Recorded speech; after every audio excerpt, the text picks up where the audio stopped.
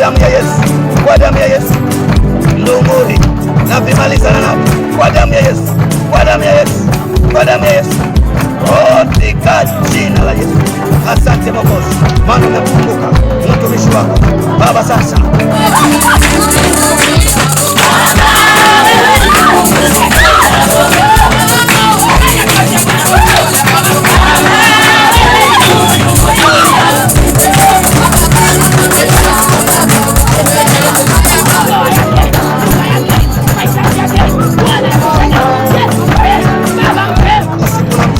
magonjwa yote hayana makao tena ndani yake, katika jina la Yesu.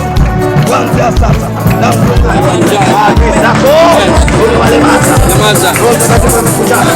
pokea nguvu, pokea upako, pokea maarifa, pokea mamlaka katika jina.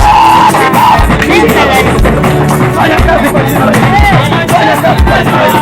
Fanya kazi ya upambanuzi. Roho ya upambanuzi ikakutoa maarifa, ufahamu katika jina la Yesu.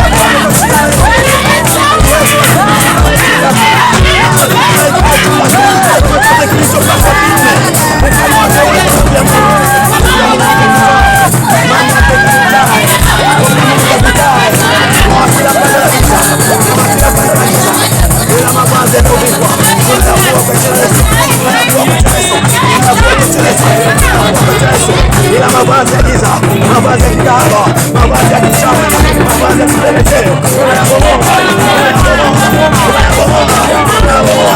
hekalu hili kuanzia leo, la Bwana.